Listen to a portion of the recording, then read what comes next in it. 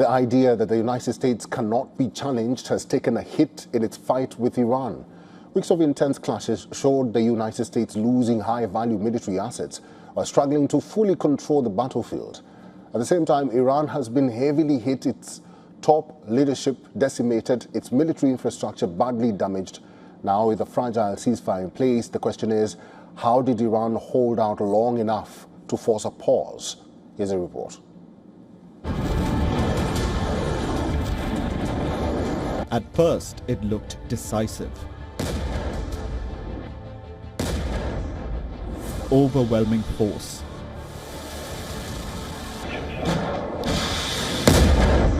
The US and Israel unleashing their firepower.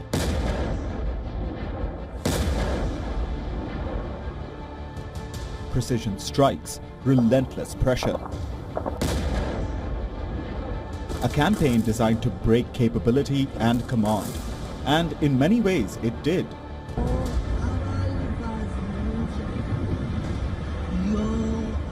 Iran's military infrastructure has been severely degraded. Key facilities struck, senior leadership eliminated, equipment losses mounting. The damage is real. The setbacks are undeniable. But wars are not measured by damage alone. They are measured by what changes after the fighting. Despite sustained strikes by the US and Israel, Iran did not collapse. It responded with fire and fury. Iran continued to fire swarms of drones and missiles at US bases across the Gulf and at Israel.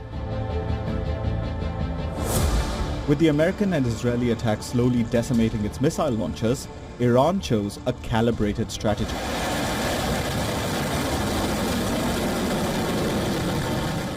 After firing massive salvos of ballistic missiles which were less accurate, it depleted the interceptor stocks of its adversaries.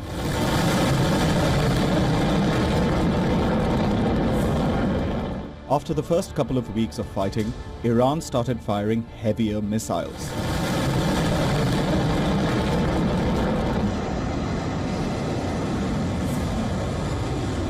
These multi-warhead missiles contained cluster munitions. They were harder to stop and caused much destruction. These massive missiles struck with pinpoint accuracy, destroying high-value targets in Israel and American bases. Iranian fire destroyed several American jets and choppers, a setback for the world's most powerful military. Iran also reportedly destroyed 10 multi-million-dollar radars on US bases, thereby crippling America's ability to detect incoming Iranian missiles. And then comes the broader impact. To sustain its war operations, the US began shifting strategic assets across regions. Systems originally positioned to counter China had to be repositioned. Priorities began to overlap.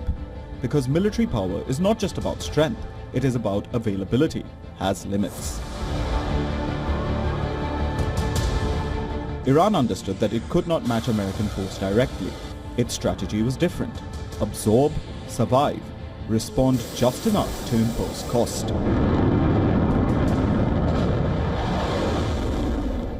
Even in a weakened state, it created pressure points. At the same time, the cost of war continued to rise. Financial strain, political scrutiny, questions over long-term sustainability. This is the paradox. Iran's military is battered, its leadership structure shaken, its capabilities reduced. But in forcing the world's most powerful military to stretch, adapt and spend, it has altered the strategic landscape. It did not win in conventional terms, but it changed the terms of power.